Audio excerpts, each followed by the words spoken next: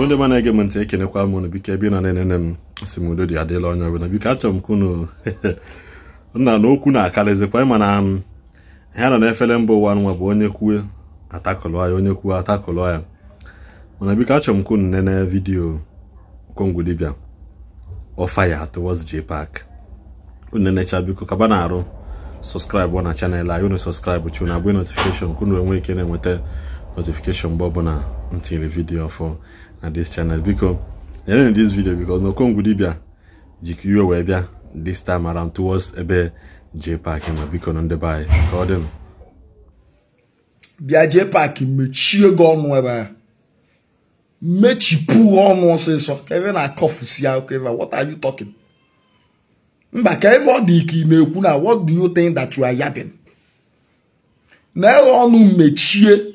If you don't understand what somebody said, first of all, ask question before tackling that person.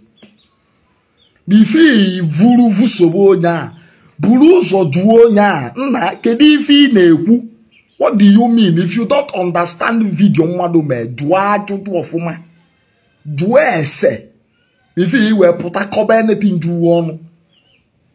TC virus so my foku, and he is right in what, and moreover, on what wrong with TC virus you were saying no Fanta be Zoriando. No. Keki esi believe one die huna na koi for so. TC virus never said that it's Fanta that saved his life. No.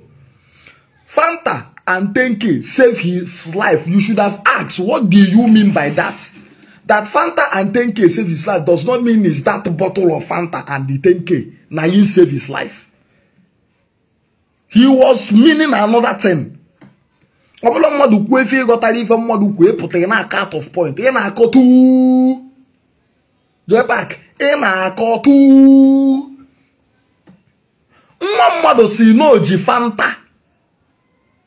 Welo 10,000 naira no ji Fanta appease the gods of the river.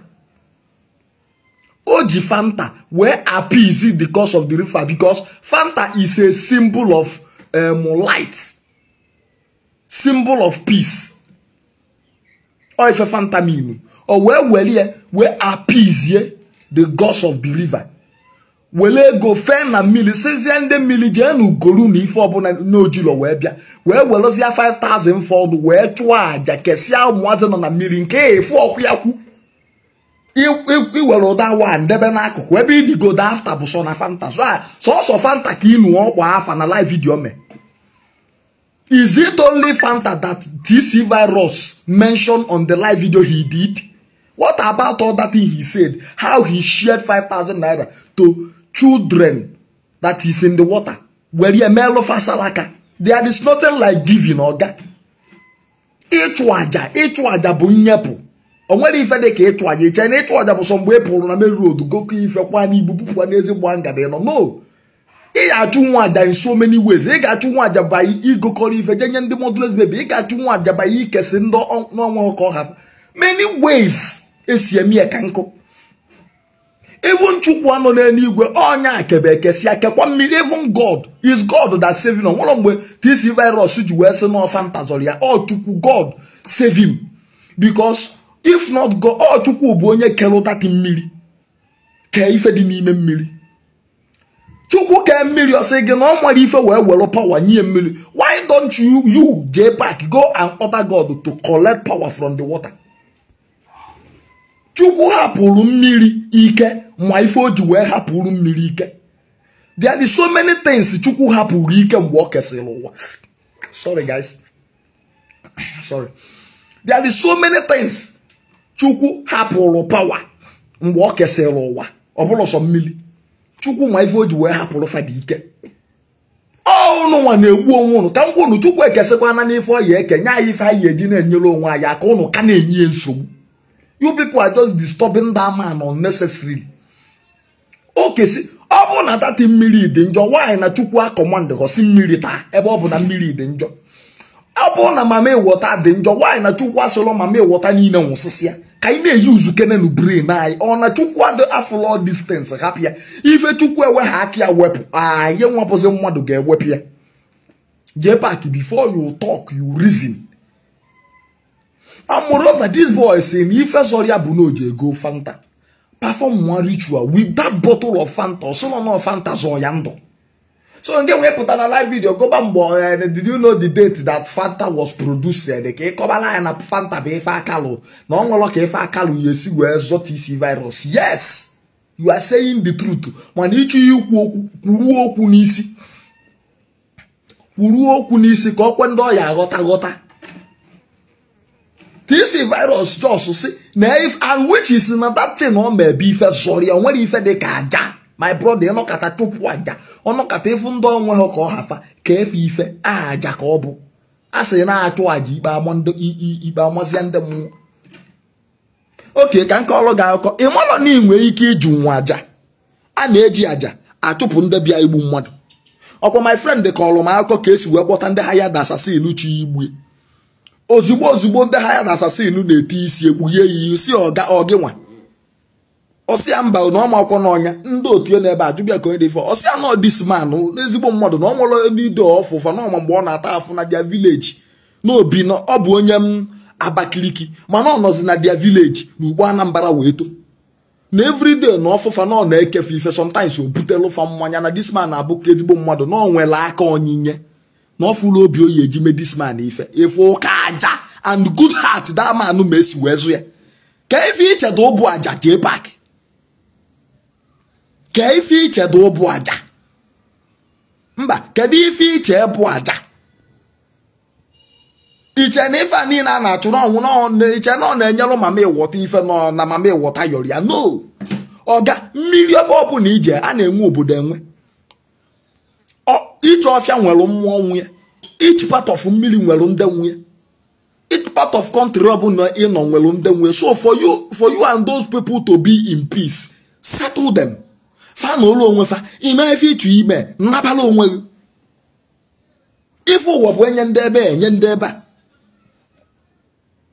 asị na inyejuo ilo na asị afọ fa acharị ọkwa ife ilo na asị inyejuo fa afọ fa acharị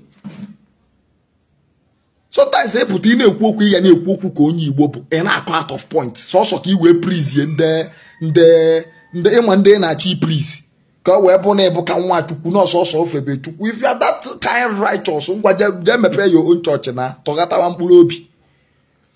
This boy just said that no ji ego gote Fanta tii na mmiri kpee ekpele wele ego ka ndị nọ na mmiri ndị ayịya okesi ego ife ọsịkwa nke afọ kwuo sọsọ ebe ụnụ na-atụnye aka bụ sọ ebe mmadụ mee mistake sọsọ ebe mmadụ mee mistake ka ụnụ na-afụ ebe mmadụ mere ezigbo ife ụnụ aha anọkatafịa kwuo ụnụ ada anọkatafịa kwuo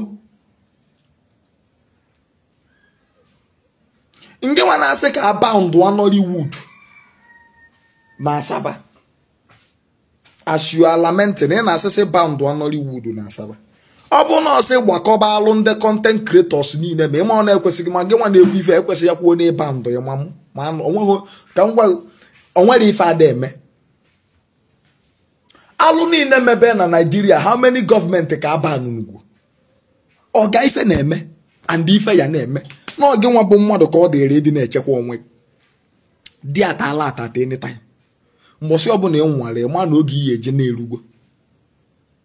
Yes, so I don't see any need of banning Nollywood. Even Nollywood lack bụ management. Can see made the previous live video men or to say these whole actors are very poor. And the causes even men are jackal for poor money because that maybe film Messia are there let you ego. Nda Asabanina, the president of Asaba Nollywood will be anola na noche atwale create a platform ebe ayanele Asaba movies. Anele pute get back. We can now all these actors. Actually, we need to try. Let's assume now that this film and the other side of life for Kafase no again Adam Maluku neme. Let's assume now no we put another 50 million. Where you see ego na book one life jacket. How can you go everybody on that old life jacket? Up go to go whole life jacket. Ezigbo canoe, ezigbo boat for banye. I am your management, manage. Obu na eme yotu ife akari me. So again, we put a piasube TC virus. Maybe if ya no promote Ndị Omenala, no promote Ndị Nmiri, so therefore ka put a scatter ka egwu ado kwutezi ya na nke okwu no onye egwu anya kwuo. Oga, you don't have rights. You don't have right for so ever. Oburi iwu bụ na mmadụ ga-efe chi na-efe. Everybody nwe freedom of worship. Onye nwa nke ọ chụ ife nyafebe is none of your business. Ife chi abụrụ by force. It's not by force. Ọ bụ na ndị ụka abụrụgo ndị antichrist unu na-ekwu okwu na Bible. Mee na anyị ka anyị malụ. Anyị ama yes na ndị antichrist apụtagbo n'ọnụ ya na-agwa anyị ife unu by force. Ije ụka is not by force. In this country, everybody has freedom of worship. Stop threatening people in the name of Ajo Nafaye Fetuku. It's not by force. Nyanwa me ife zo yando. Okwage nwa pota cock is we je bi je olu MC ama maybe this is the okesi yes na here like esi ni je olu AC ge na inside life. Ndị unknown government no mwapota iwe woba ba moto na why not na ije no tobe moto no moto e start tobe ndị ọchalu moto no moto afa start ime iji we gwana okwu iburu all the praises nye Jesus onwe onye ta ghọta onwe onye si Jpac na-eme alụ Jpac onye gwa ukwu no oke nwa mmadụ apụtasị ya kwuo na kwa ife zọrọ ya ndụ meanwhile your God zọrọ ya ndụ maka ọchukwu kele n'igwe ka a na ke mmiri anọkata ha pụta ọchukwu ke ya kesi afanyefa power chukwu fu ife niile nọ n'ụwa ma welu power jenye ndị mmiri ọsị gị na ọ nwere ife by right onye nyere mmadụ ife nwekwa right ịnata onye o nyere ife o nyere ya mana onye fia hapụrụ fia ọmụ ife ọ na-eme. Brother, respect people tradition.